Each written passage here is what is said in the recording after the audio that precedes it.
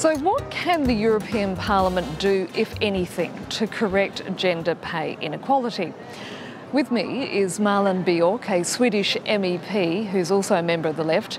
In addition, she recently co-authored a report on equality and EU trade deals. Malin, thank you so much for being with us. It's 2018 and we still have major world economies within the European bloc, such as France, Germany and the UK, having a problem with the gender pay gap. Given the fact that the number of women in the workforce is rising each day, why is this still happening?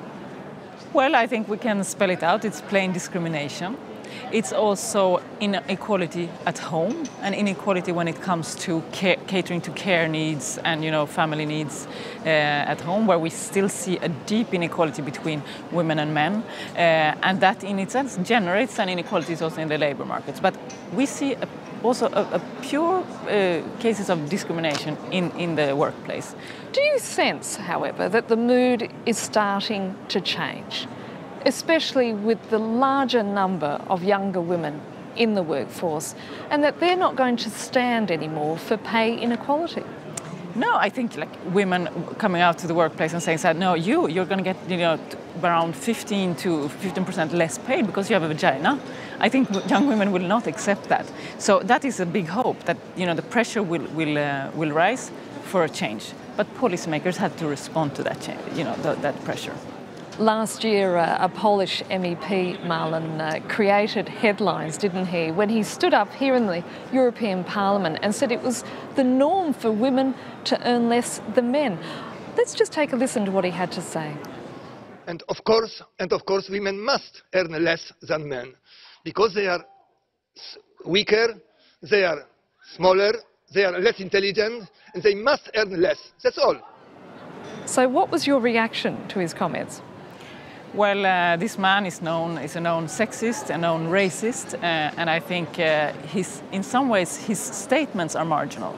The problem is that even though he's at the outer margins of what is being said in this House, the reality is that we have a pay gap of 15%, and that's structural, and there's nothing really being done about it. There's complacency about that. And so then people like him can get, air and oxygen. So I think we should cut his oxygen, we should get to work and to get rid of the gender pay gap. But what can European institutions actually do about this, or is it the case you just have to leave it up to the member states? Well, as in most cases now in European policymaking, it's partly the EU and partly the member states, and also other actors such as the social partners, the trade unions and the employers that have to act. Everybody has to act. At the EU level, I'm happy to see that the Commission is taking this slightly more serious, but I would see some more binding action actually at the EU level. On the national level, governments can do a lot. They can improve their equal pay legislation, like Iceland and like some other countries have done. Reporting has to be transparent and obligatory. So I'm looking forward to some joint initiatives between the European Union level and the government level, but also involving the social partners. And are you getting more of a receptive welcome here within the European Parliament to such recommendations? You know what? Women's rights and gender equality is quite a topic that stirs lots of emotions. Very strong emotions, doesn't Yes, it? very strong emotions. And we are very many strong feminists in this House, and we work together cross-party, and we are determined. So nothing will actually stop us. But of course there is resistance. Of course there are people that want to move back to a different century. But I think time is up, and I think women are going to demand this change. Now, you recently co-authored this report on equality within the context of EU trade deals. What sort of recommendations did you actually make? Well, I think what we started to do was to look at the economy. It's not gender neutral. The EU trade deals are not gender neutral. The workplace policies are not gender neutral. So we looked at the international trade deals and what needs to be part of those. We have to have a gender equality chapter in EU trade deals, and that is what currently is recommended in the report. It's a big step forward. So what's going to happen with those recommendations? Are they going to be followed through? Well, it will be recommendations made to the Commission, the European Commission, which has then the power to adopt them and take them to their heart or disregard them. If they disregard them, I think they would be responsible in front of the female population of this continent.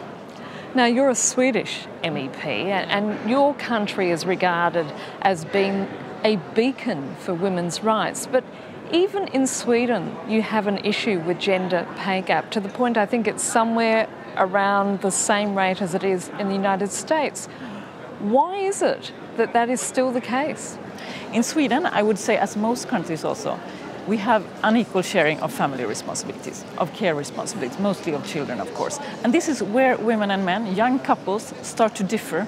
They get, the women start to take more responsibilities, which becomes like a vicious circle. Then they get less available for the labor market, and then they're expected, they get paid less, and then they get expected to care more for the children. It's a circle that we have to break, and we have to break it at home and in the workplace. Do you find this all very frustrating, that we're here and we're still talking about these issues, given the fact that the feminist movement has now been in existence for decades? I get frustrated when I hear that don't be so impatient. It will happen. Let's have another conference, another seminar. Let's change attitudes.